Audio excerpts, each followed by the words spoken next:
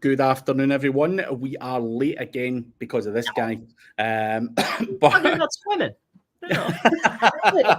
I need to blame someone. Yeah. But welcome to today's session, sponsored by the news guy. The link is below, Mr. Randy, who's also on holiday at the moment. But his services are still running, so check out the link below if you want a nice PR, syndication, build your brand awareness and everything else that goes alongside that. So link is below for Randy. But today we are here to answer your questions. So put your questions in the chat. Ask whatever the hell you like. If we can answer it, we will. If we can't, then we'll pretend to answer it or make up something. But yeah, we'll see how that goes. But any question, no such thing as a stupid question. Let us know where you're from, all the usual stuff. But while the questions are coming in, Chris, back to the swimming thing. I can't believe you flung little C in with a vest. I like the throwing them in at the deep end type of thing. I respond well to that type of treatment. I think anything I've ever been flung in at the deep end with, I've always come out of it fighting. So maybe I should stop being a pussy and just throw Charlie in the pool with the vest. With the vest. Yeah. Because he scared me at his Graham's house. He had like a pool and he's like up at the top and he just jumped in. And you should have saw him. He was like, ah! Dude, I was scared that day. I came running. You never saw a chubby SEO run that fast before. I was like almost diving in, like, ah! Yeah, but no, that's how I got him to swim. Yeah. At a Burbo, we put a vest on him and tossed him in. Even in our pool here in Tamaqua, dude, that's how now he's on point. Now he swims in the deep end, doing cannonballs. See, that's what I want for Charlie. I think swimming's just a good overall skill to have, full stop. Just life skills. I just love him to be a great swimmer. But he's been going to swimming lessons for 2 years. But wow. Does he have the float down? Does he realize that if he just chills, he could float? He can do all that. He hates his head going under the water, though. Me too. I know, my ears and my nose. That's the biggest thing I've got to get him over. But we're having fun in the pool, so we can't complain. But Gareth Boyd saying, I'm never done holidaying. Dude, this is my first family holiday in about a year. Traveling for conferences is not a fucking holiday. Or maybe it is, I don't know. But what do you think, Chris, when you go to these events? Are you calling that a fucking holiday, man? Well, for tax purposes, it's all business. But it is kind of like a holiday. It's time off. I don't do as much work when I'm away. Lie. Don't lie. You fucking doing your stuff on videos. I've seen you. I've been there with you doing fucking live streams still in Dallas and shit like that. So well, that's always on my mind. How did I market today? Did I help at least one person today? That's key. Reciprocity. So Gareth, we work when we're at events. I don't know what you're like. You might be one of the usual suspects at the bar all the time, but me and Chris are ultimate professionals and would never go to a bar.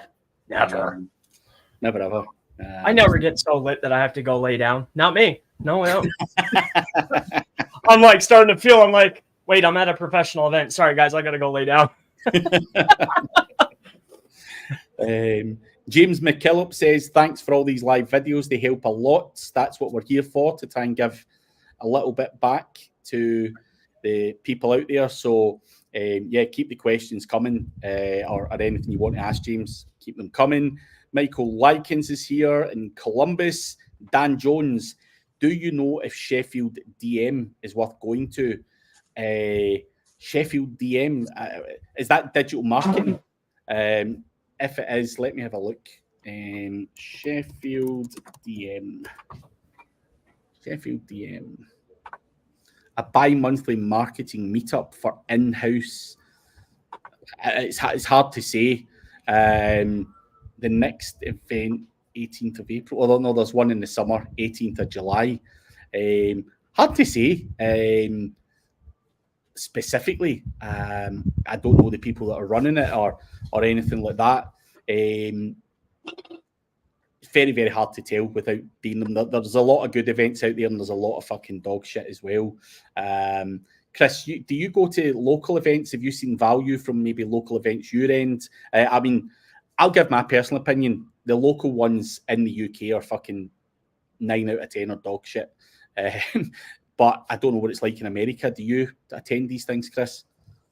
I don't. I just stay focused. I don't mess around. I've gone to a couple other events like that, 10X and all these.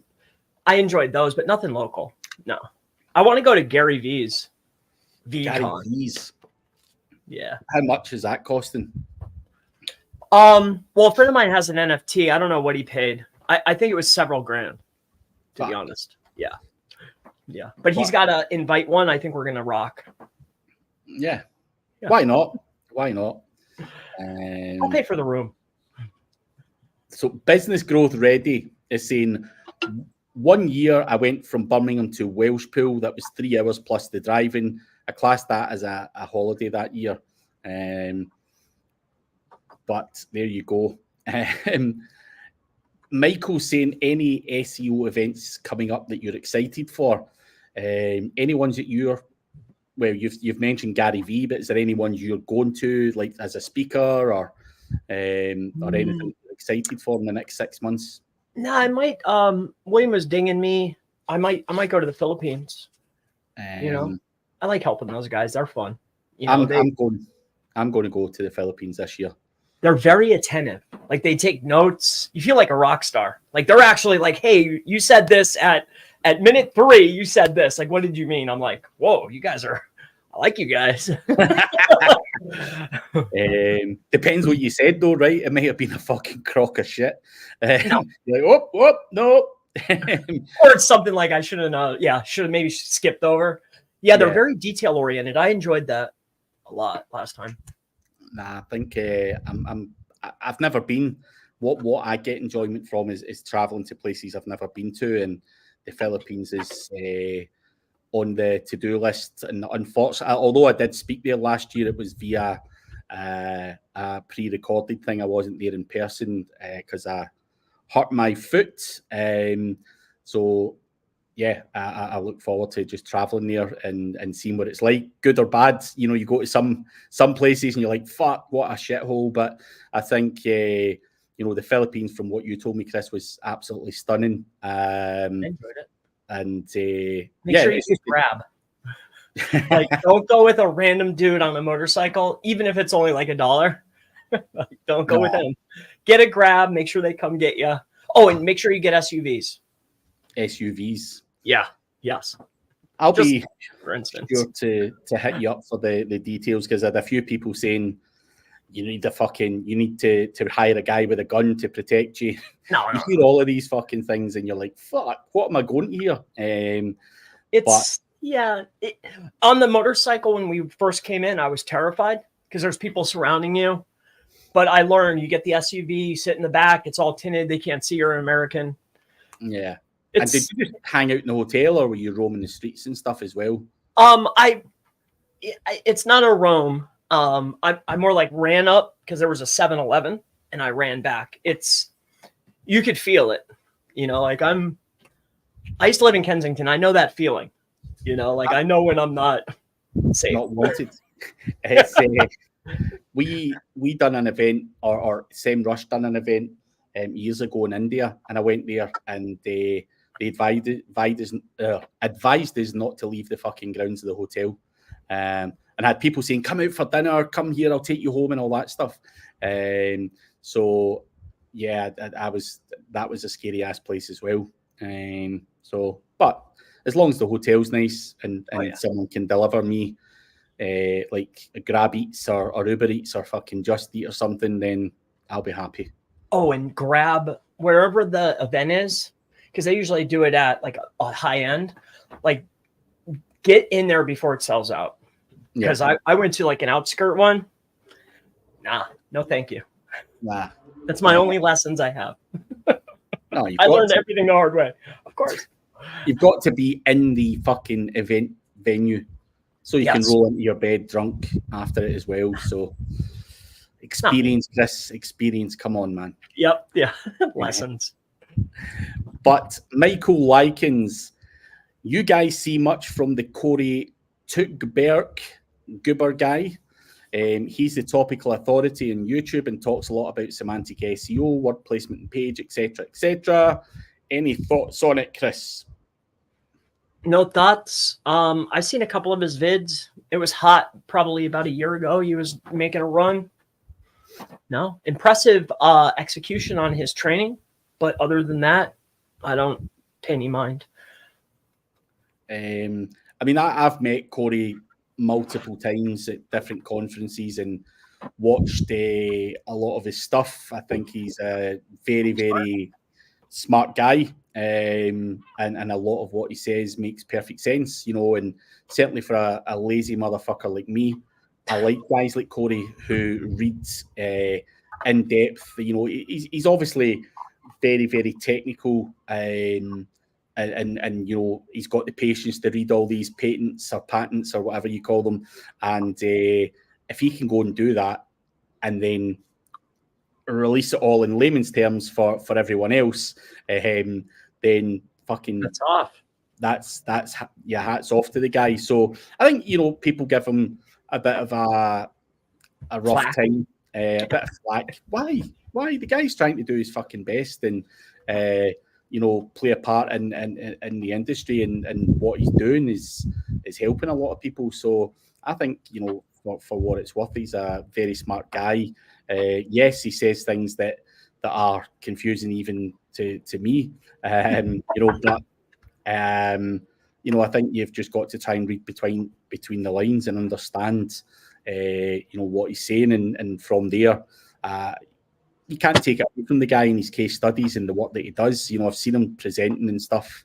He knows what he's talking about. He knows how to do some on page and do some SEO. So yeah, I think he's definitely worth checking out for anyone who doesn't watch him on a regular basis.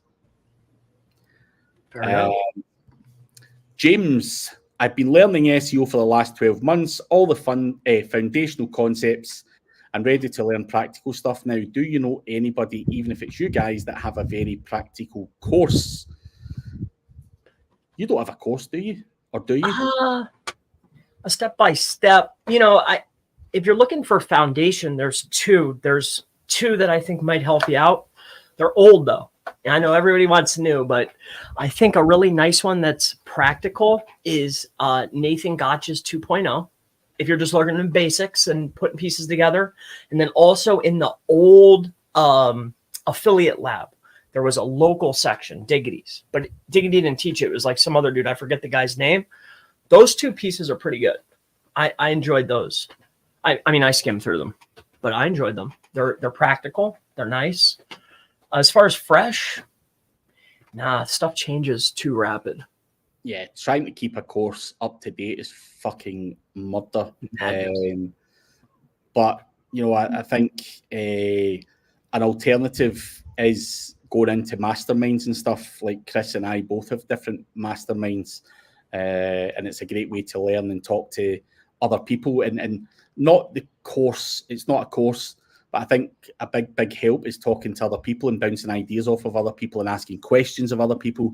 So I think that kind of method, not that I'm trying to sell either of our masterminds to you, but I think, you know, being in the right circle opens up ideas and bouncing things around, and can be very useful as well, rather than just, you know, following a course that may or may not be out of date. So hopefully that helps you, James. Gareth says, you're going to the Philippines, you ain't going to Baghdad. For goodness sake, fucking good. That's true. It's debatable from the stories I've heard as to which one's worse. But as I say, very unfair for me to say, because I've not been to the Philippines, but hopefully the Philippines is a hell of a lot better. Chris has been, and he got out alive, so that's good enough for me. Yeah, he was the guinea pig last year. I remember you're like, you go ahead this time, I'll see. But Ursol, good to see you, mate. anyone else had GMB suspended in bulk this week? You seen that, Chris? Nah, not anyone or any project that we weren't expecting nonsense. So no, like real business owners, no. I haven't had any issues. But like stuff where we're, screwing around, yes, I've had suspensions. But I'm in holiday this week, so I'm not quite on the pulse as I should be. I don't do GMBs in vast amounts anyway, so not affected me personally. But I've not heard anyone in my mastermind or anything talk about it. And normally you would hear them whining about it, so I've not heard anything. But Chris, you're probably more in tune because I've been sunning my bollocks off for the past 5 days. You're funny. Sunning my bollocks off. Yeah. I need a break, man. I need a break. ZD Electrical, good to see you. As always, mate. Hope you're well. Michael is saying, if you're looking for basics, check out Pathfinder SEO. GF Tech says IMG is quite good. IMG, I think, Chris, you've had stuff on IMG before, right? Yeah, I do. And I love Ted without any shadow of a doubt. I watch all of his stuff. See, the issue with that, though, not that it's that bad, is that there's multiple concepts and ideas from multiple different people, right? So if you go through a training that's on content, they're also feeding you their thoughts and ideas on how content structure or internal linking, the stuff they talk about. So you have to be, I love IMG, but there's too many ideas. You know what I'm saying? Does that make sense? It makes sense to me, given I've got ADHD and stuff. I don't need multiple distractions. So I fully understand. But I think, for what it's worth, not everyone's got ADHD and consuming a lot of content. IMG does it for That's a fact. Very well. So it's all good. But in terms of masterminds coming up, we do them weekly, James. They are paid for masterminds, both of ours. Certainly mine's is on twice a week. Chris does a big long session on a Thursday. And his is what is it, 3 hours or some shit like that? 6 total. 6 hours from beginning till end. Yep. I break it up though. I do testing, then I do group coaching, and then I do YouTube. Yeah. Fair enough. One day. So he rams it all into one day, and I fully understand the reasons why. I do it differently. We don't want to be doing the same fucking shit anyway, but we've got a lot of people that are in both, and both people get value from both. So they are all online and on Zoom for both of ours. So you can find mine's on my website, and you can find Chris's on chrispalmer.org. For anyone who wants to check those out, you are more than welcome to either or both, or whatever one you think suits your whoever you like the best. That's the best way of saying it. Whoever you fucking like the best. Whoever you like. Or two, just as a quick little, friend, search SEO Mastermind and just click on the first result. That's fine. That's not mine, Chris. But yes, do check that out as well. James McKellop says he definitely attend. Terry Power, good to see you, mate. Long time no see. Hope you're keeping well over there, buddy. ZD Electrical got on a call for Gotcha SEO to see what they had on their offerings. Scoping, they wanted 15 grand for a course, 30 months payment terms, 30 months at 1,233, or a reduced rate of 1K per month. And he was like, what the hell? People are actually paying for content you can get from Chris and Craig for free. That's true. Only because I've seen my trainings all over the place, even Craig's. There's a lot of places that you can get discounts. So if you're just looking for the material and you just want to learn, that's that. But I think that's Nate's primary business besides a SaaS tool. So I could see why the costs are so high. That's all of his time and energy is that. Yeah. He's a smart guy, and probably has a lot of value to add. I'm going to make the assumption that there's a lot of value in that course, though. There's a course and there's a course, and I've not been in the course, but I think there are courses where people do give up everything, and there are courses where people will hold off. I would expect at that rate to be given a hell of a lot, but yeah, as I say, he's a very smart guy, well renowned in the industry, so it would be good value for money. Black Hole Super Sloth, good to see you here. Thanks for coming along. And it's $497 for 30 months or 8 payments of $1,233. So yeah, whatever works. You could not write this stuff. Listen, it's one of those things. Can you learn from that guy?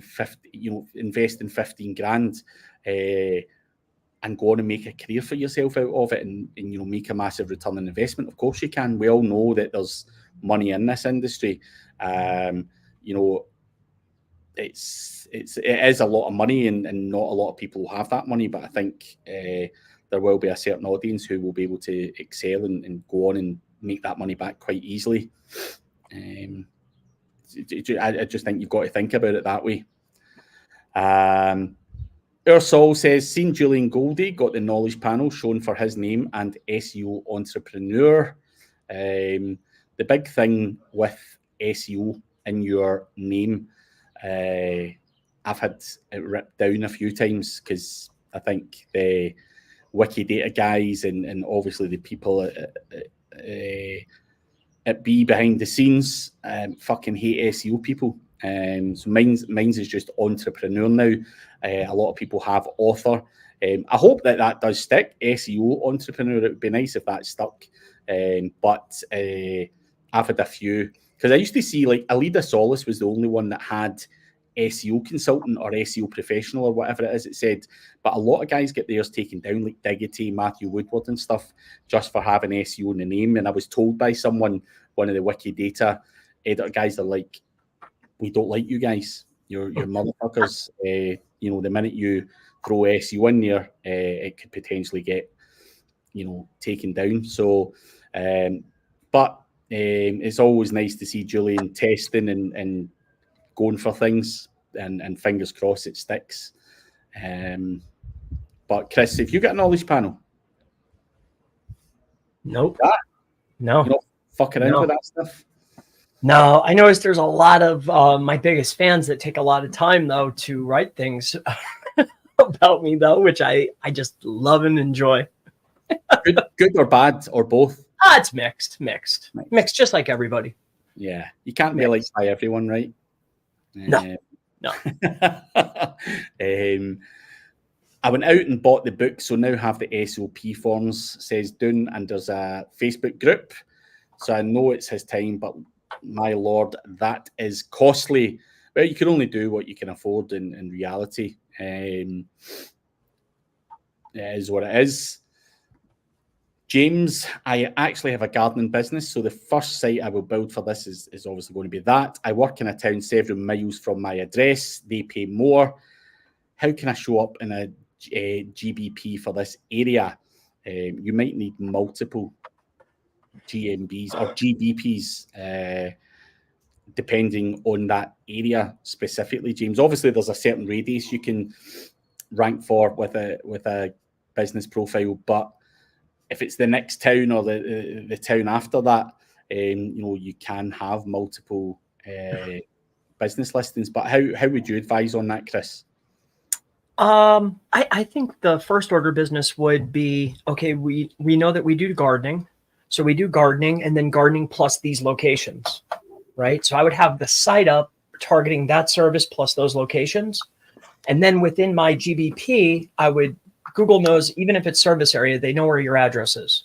So inside of there, though, you'll have products and services. Your service will be gardening, but then your products will be for those individual locations. So category gardening, product is gardening in city 1, gardening city 2, gardening city 3. And then I would start developing directory listings, not citations, pointing to those individual pages, showcasing that, hey, here's the URL, here's my name, here's my description of what I'm doing in this location. I would just start building authority around that location and that service. If you have the ability to get more than 1 GBP, then I would. But most people don't, and that's a whole other game, and you're going to be spending time and resource when you could be focused on your site and building the authority of this profile, you know? But it's not going to happen fast, depending on the city. So take your time, my friend. And he's also went on to say he's been told he'll perform better if he has a red pinned address on the map, and he's been told that virtual addresses and PO boxes will get taken down eventually.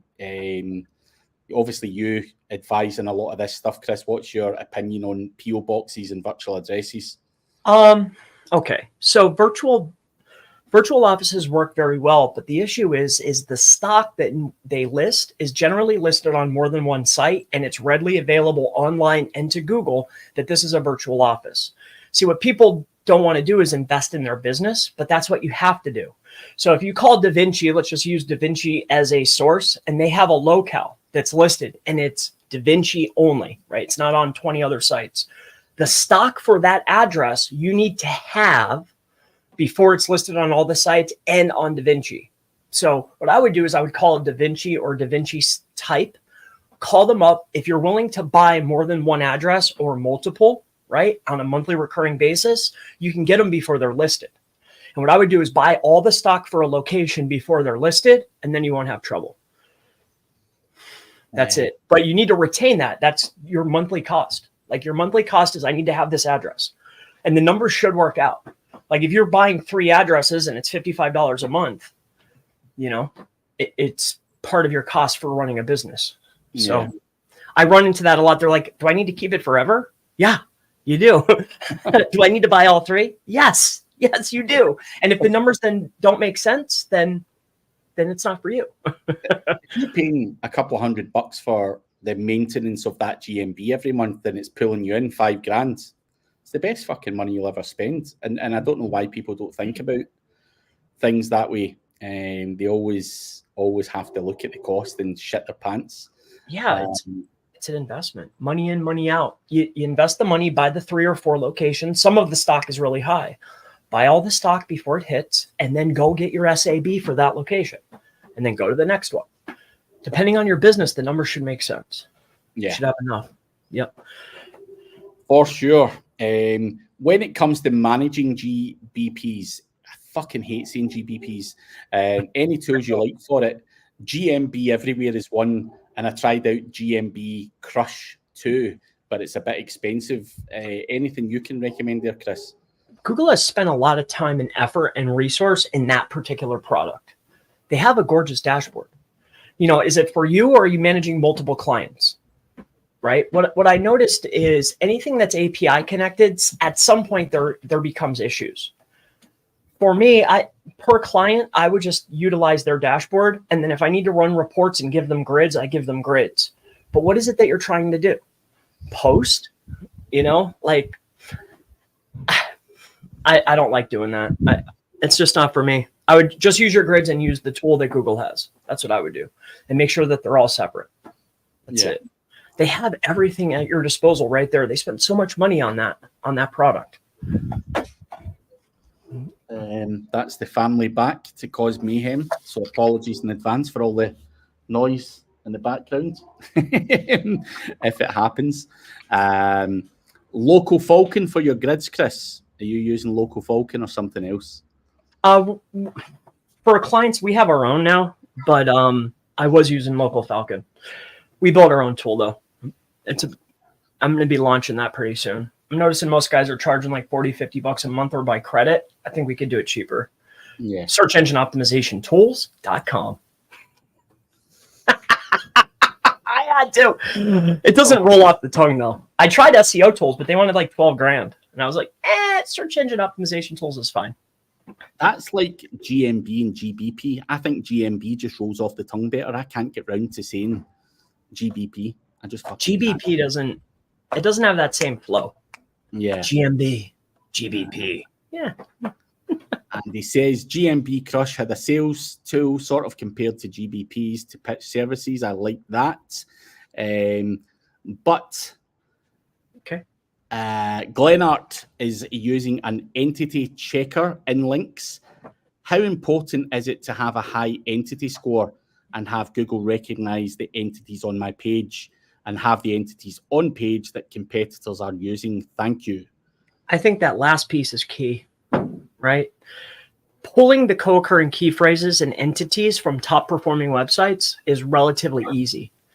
Now, if you're in your particular case, I think you have a huge site, I believe. Maybe a tool could be very helpful. But I think it's wildly important. Entities and co-occurring key phrase usage is very important. Yeah. Very important. That's what Google are looking for. So you've got to feed into that game for sure. And InLinks, by all accounts, is a great tool.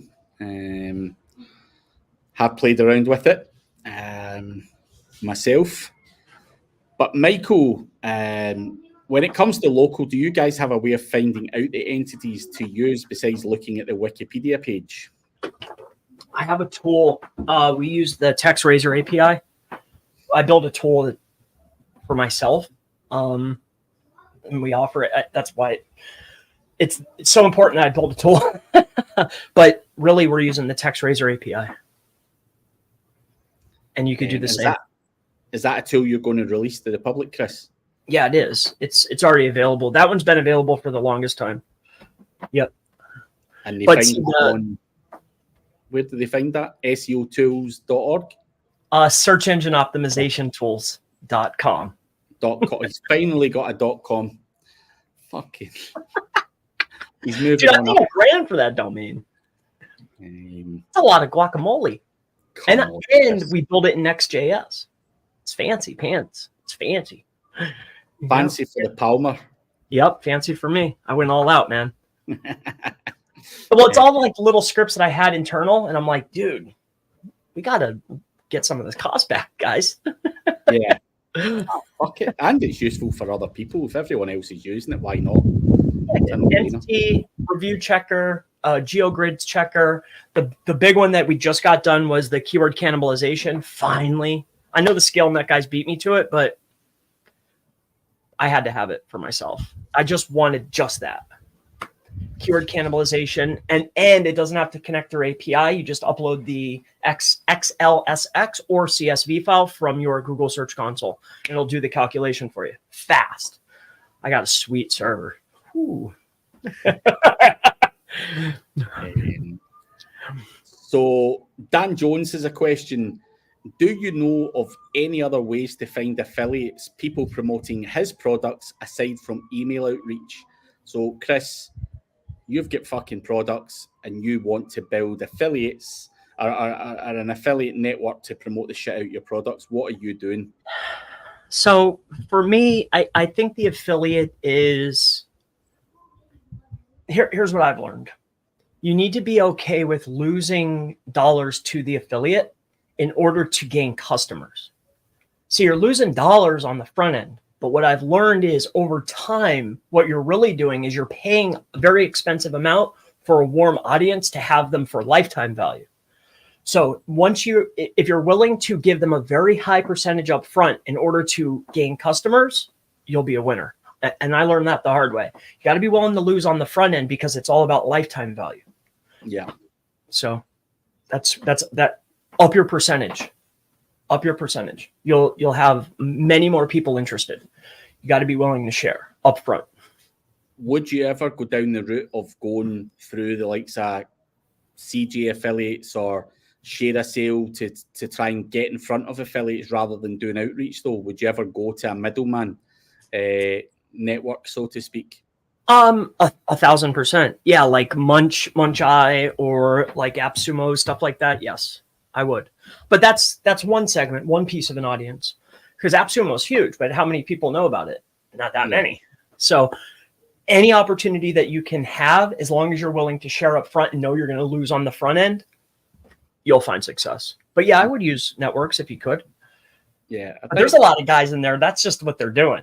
Yeah. You know, so siphoning them out the network is certainly what you want to do. Outreach can, of course, work done, but I think, being listed on these places from the get-go is going to get you eyeballs and affiliates looking to sign up straight away. As long as the percentages and everything else add up, then I think you're fine. So hopefully that helps you. Yeah, that exploding topics. Dude, he did what was it? Product Hunt? Even stuff you wouldn't think is hitting hits. So I digress. My fucking internet is laggy as fuck right now. I think it's because Charlie's on something. But James McKellop, is there a number of blog articles that you'd say are too little or too much to post on a daily or weekly basis or whatever? So in terms of content strategy, Chris, what do you do? So I primarily am in the local space, right? All of our clients are local. I have a couple guys that sell rugs and stuff, right? But we also do like homes. Too much or too little, it's whatever Google's willing to take. I think that if you're doing 100 pages a day, that might be a little too much.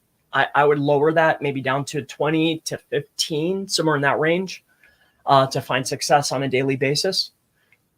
But I've heard some guys say, hey, we're indexing 1,000 pages a week. So it depends on your site. What are you doing? How many API keys do you have? Like, how are you doing it? What's the content? There's a million other questions to ask. Yeah. But to us, precise number, I do not have, sir. I think for me, James, drip feeding your content out though is Google like freshness of content. So, uploading too much too soon and then running out of stuff to upload after a period of time because you might not have areas or keywords to target depending on your niche. I think freshness of content is a big thing. So I just wouldn't go too aggressive at the start. And also with that, indexing is becoming harder and harder. So Google's not going to accept, everything that's thrown at it. So I think obviously drip feeding it in and building up a bit of trust and stuff like that with Google is certainly the approach that I would certainly use. But again, can't give you a number on how many to post weekly or daily. Sometimes I post a couple of posts a day and then, but I could have 10 ideas for a post over the next 10 days. I would rather drop them out one a day and just be consistent. And it's the same with videos. It's the same with anything in life. I'd rather do it consistently across the board rather than rattle the whole 10 out in one day, because I can look like a big dog and go, yeah, there's all the information, 10 in one day. We're trying to encourage people to come back and we're trying to encourage Google's bot to come back. So that's how I think about it.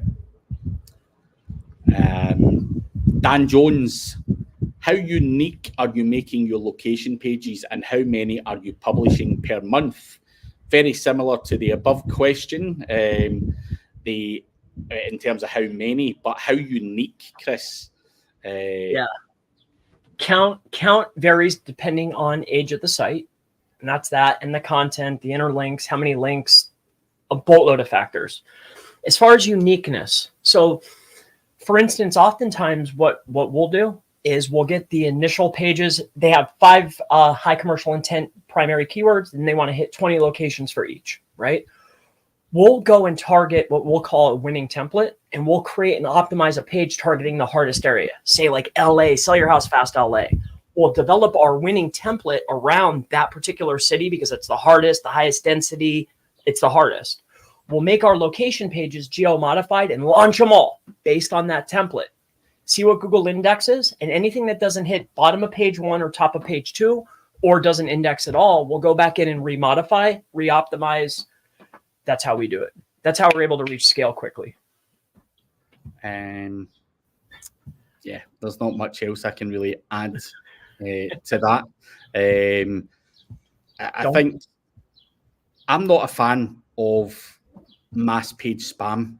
You know, I think trying to make them as unique as you possibly can is always going to get better results. But again, it comes down to the areas. I know guys that get 99% the same content for really shitty areas and they rank well. I'm not a fan of that strategy because I think it is a matter of time before that's clapped. But don't give yourself work before you start. You know, No. get all that work up and then do the work. yeah, You know, because if Google's going to reward you, hooray for us. yeah, You know, then go back and modify. yeah. But that's up to you, of course. Yes. So hopefully that helps Dan. But guys, we still have nearly 20 minutes left. Please do like and subscribe on the channel and keep the questions coming. More importantly, we have 40 minutes of solid questions there, but we have answered them all. So do keep the next 20 minutes busy for us by asking whatever the hell you want to ask. It's free. So take full advantage while we're here. Yeah, ask whatever you want, whether it's GMB, content, whatever. Or you can go and pay Nathan Gotch 15 grand. Take your pick. Harsh joke. Sorry, Nathan. Sorry, Nate. Yeah, you've got to take advantage while we're here.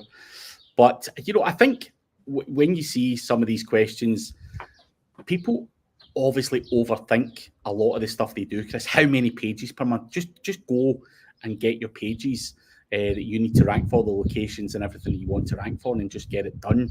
So don't overthink it and start getting into all these small details, how many per month and how many this, how many that. You know, I think if you're going to get it done, post them as you get them coming in from your writer or whoever the hell's writing them. Just do it as you go. I think is always the best way to do it, guys. And you know, Terry Power, when is my next image SEO contest? I may actually do another one again soon. That was fun. And do you know this story, Chris? You've done a couple, but by all means. So we were gate crashed. So we had in the mastermind, we had a test that's supposed to be for the mastermind, and Madge from Magic PR is obviously in a Skype group with a lot of our fellow American friends over there. So we had Terry, we had Honey Witcher, or Honey and Lee Witcher, try and pile in and gate crash the contest as well. But it was a lot of fun. Always good. That was the image SEO one? Yeah. Madge won it with like a Globe or a Yahoo. Did he? Fuck, I won it. Cheater. PR guy, cheater. So Madge thought he was going to win it. He released a press release at the last minute. But me thinking ahead of the game, because after a certain period of time, Madge can't release an article for that day. So he got it in at the last minute so that no one else could pile in. But me thinking that Randy's 5 or 6 hours behind, I thought, I'm going to get on to Randy. Randy, when's your last fucking time? So he came in at the last minute. It was good. It was just good to try and see strategically how people think. And then, you know, Terry and some of the other people tried to come in and gate crash it. And Honey Witcher was using press advantage. And we're all sitting arguing each other, who fucking used press advantage? That's a fucking dirty move. Because, yeah, it was funny. But we learned some things from that as well out with that. So I maybe need to do another one again. It's always good to have some fun with your peers and just get what weird fucking way that these guys work. How the weird thing is, a lot of these SEOs will pay money to win a bragging contest. That's the fucking funniest thing. Releasing press release, they're actually putting dollars down on it, which is fucking insane. But hey, makes it fun, right? So hopefully soon, Terry. But ZA, do you use photos as a 20-second video for GBP videos, Chris? No, not at all. Generally, the service video that we'll use for a lot of the pages, that's what we'll upload as video, 60 seconds or less, but not generally stacked images unless that's what the client gives us.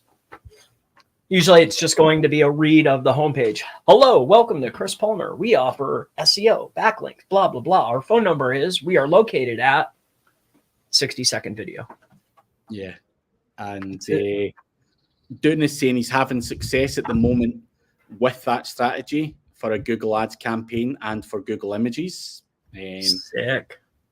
Using AI to do voiceovers for the clips and using Capcut to create this. I'm assuming it's Capcut and not CapCut, because I use Capcut myself. Great metrics. And are you able to repurpose them all to GBP at all, or are they too long? As long as they're less 59 seconds, you can use them. Because if they're longer, they'll just spin for a month before they go live.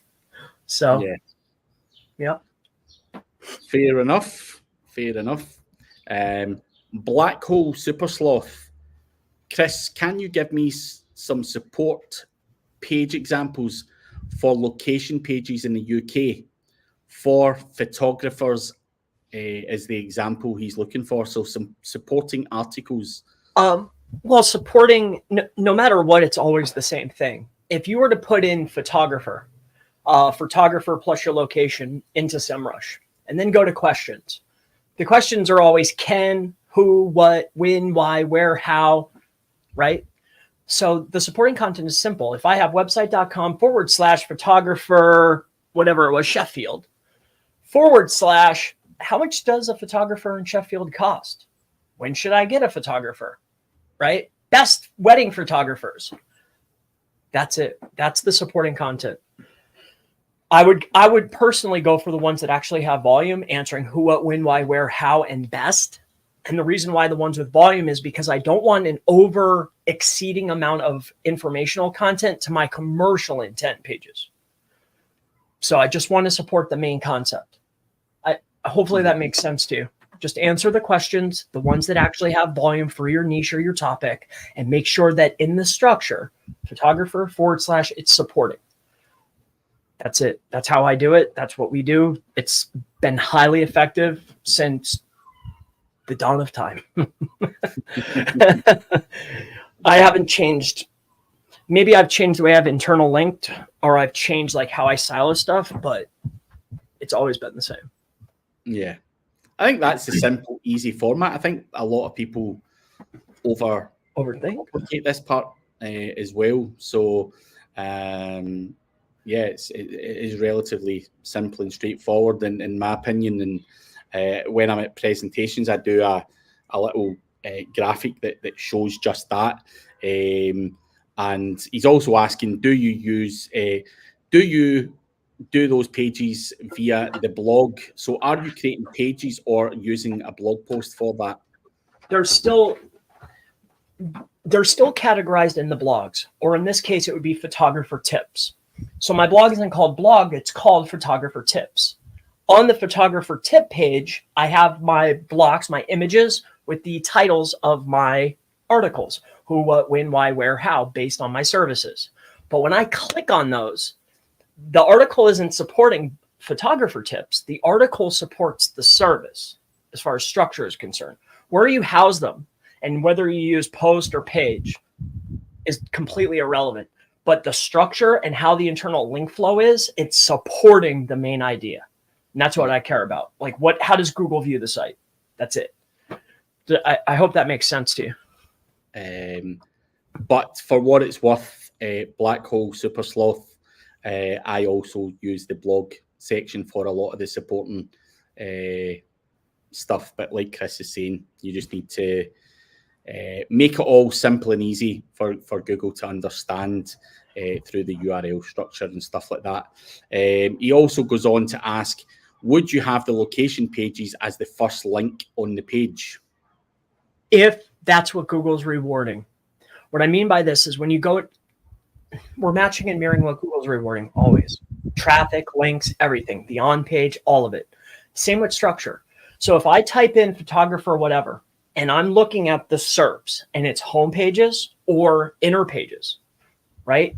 Then that means that my top level page needs to be, here, let me rephrase this. If you're looking at your particular structure, that's going to tell me whether I need to have it top level or I could silo it down. That's it. I hope this, without showing you an example, it's hard to explain.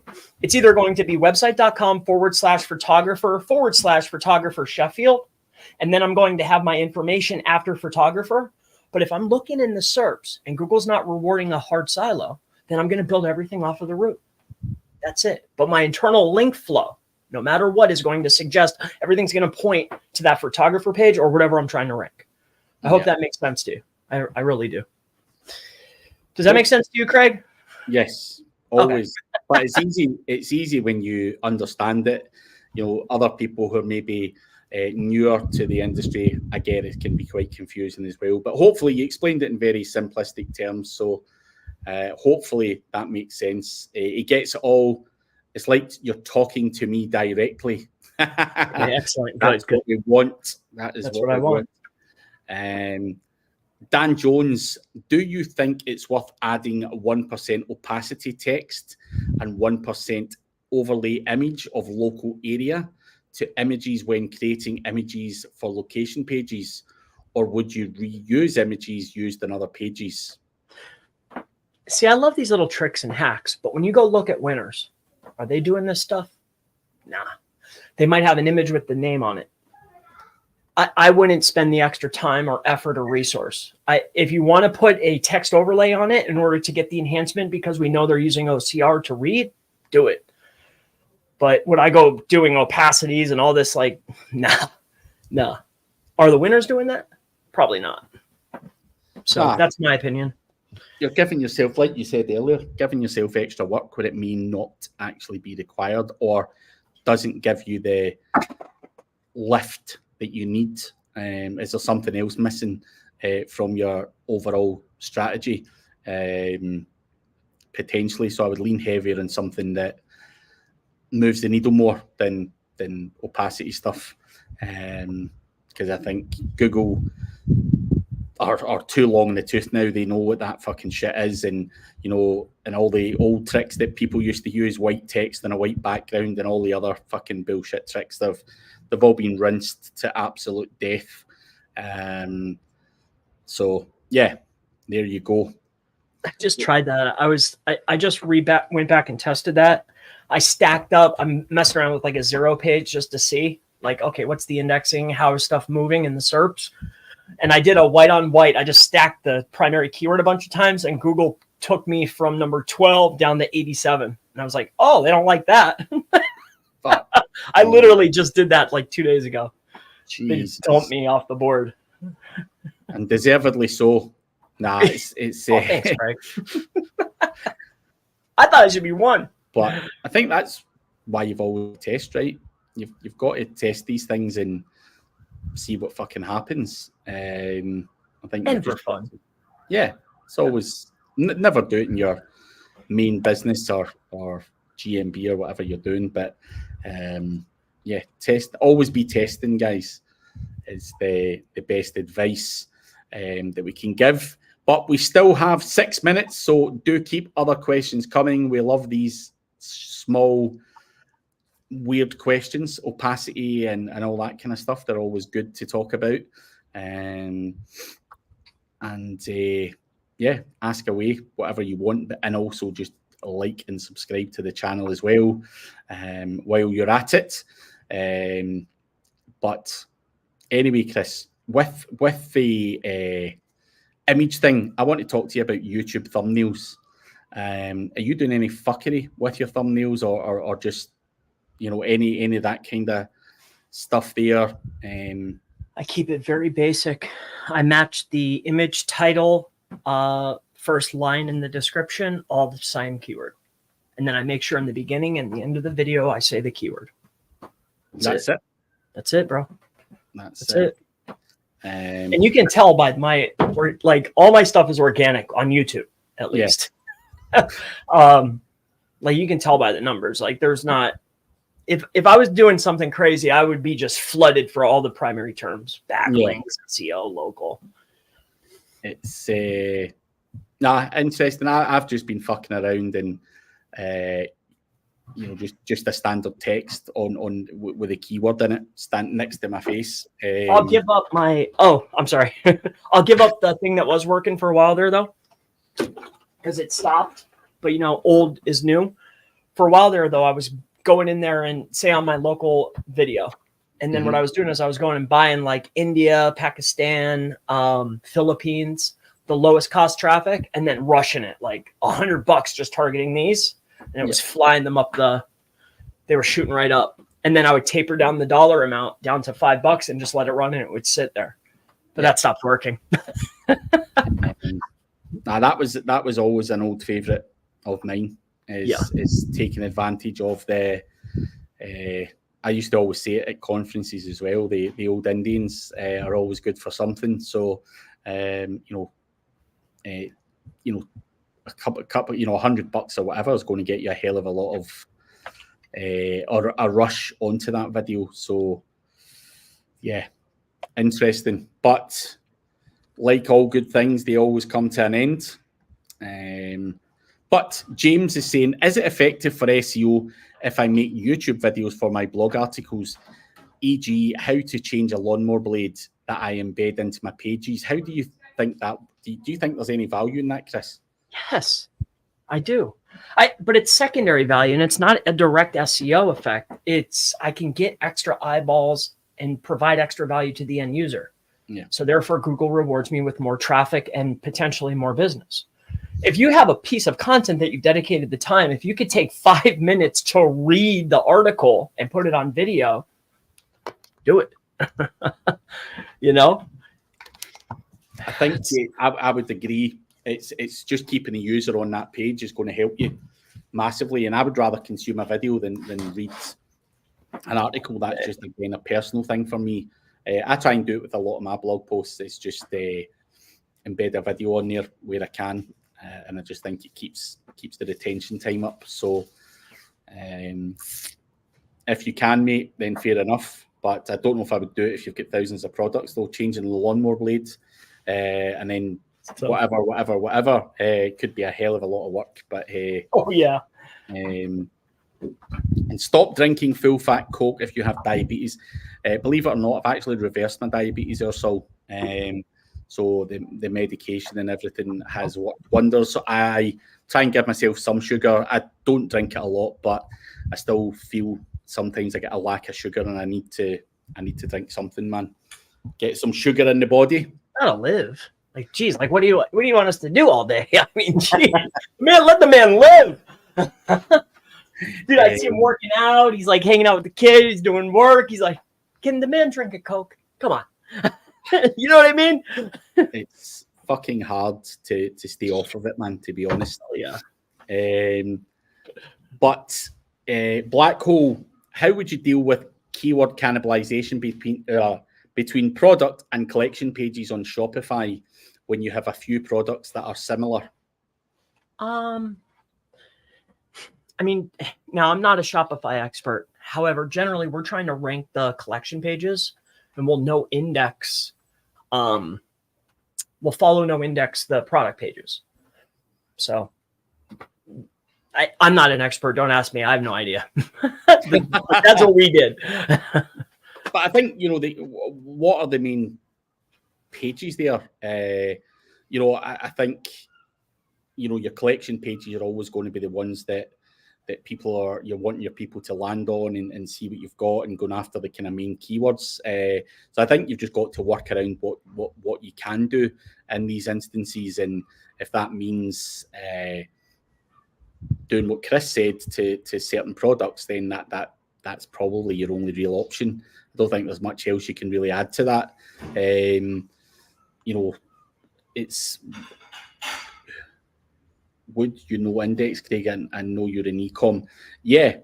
So you've got to fuck around, but is no indexing certain products on there the right thing to do if they're causing problems with your collection page? Then yeah, 100%. If it's going to stop my collection page from ranking and it's fucking things up on a handful of products, would I no index them? The answer would be yes, because I want that money. It's not the perfect answer by any stretch of the imagination, but what is the alternative? I need that collection page to rank. And of course you might argue, but the product sells a lot of fucking stuff as well, and it's not perfect to stop that from ranking. But that's what happens when you get similar products. So I think you've got no real option other than to do that. But it's a pain in the fucking tits. Either way, someone will have a different answer and say, oh no, but you can't. There's no perfect solution for it other than getting rid of the products that's causing the cannibalization. And hopefully one of the other alternatives of that product are designed to rank better for their terms. And Ursol, with your text razor tool, do you ever see it says terms are not on the page when they actually are? Seem to keep getting this issue with the text razor API. See, with the text razor, that's for the analysis. It depends on what are you scraping. See, I use we scrape the 100 results and then do the analysis with text razor based, like we'll go get all the corpuses out of 100. I think we do 50 now though. We'll go scrape the 50 pages, get all the corpuses together, and then pick out the repeating entities utilizing text razor. So I don't know how you're doing the original collection, but I would start looking at that. So that's my opinion. How are you collecting the original data? Like, what are you analyzing with text razor? Yeah.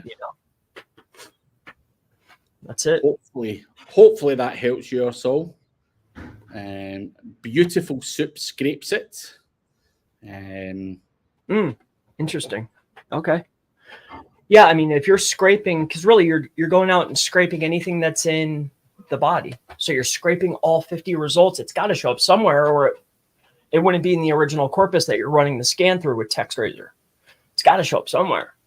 And then on top of it, we're not putting emphasis on, entities that just show up once. It's what's the entity diversity, and then what are the most relevant entities and which ones are being utilized by top performers. Okay. Once we have that, let's get diversity of entities and go and use them more times than they are. Just like with regular on page.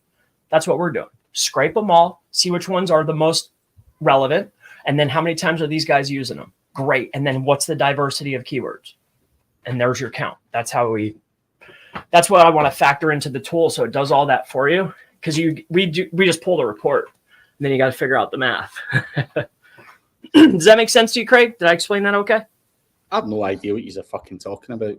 That's you know what an entity is. Yeah, no. Okay.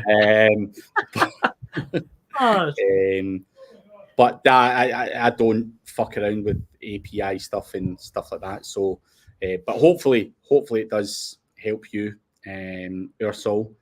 And be good to show us your entity tool on this show. Maybe we can do that some other time, Chris. Yes, that's fair. Yeah. It's I think that one's live too. Search engine optimization tools. Check it out. But yeah, we can maybe give it a whirl next week. There you go. If you're up for it, Chris. But we are out of time, guys. So thank you for all the questions. Good to see everyone in here, including yourself, Terry, and everyone else who took the time to ask questions and took part in the session. and we will be back at the same time next week. Before you do go, check out the news guy. The link is below, Mr. Randy Roday, and also do check out Mr. Chris Palmer. ChrisPalmer.org and not MrChrisPalmer.org. But Chris, maybe you could just get MrChrisPalmer.com. I honestly think I want to get away from I want to go brand. Yeah. I go through this once a year. I think I'm just going to bite the bullet. Plus, yeah, you know how it goes. Yeah. You know how I get, man. Anyway, guys, we will catch you same time next week. And yeah, see you soon. You guys have a great one. See ya. That was a good session.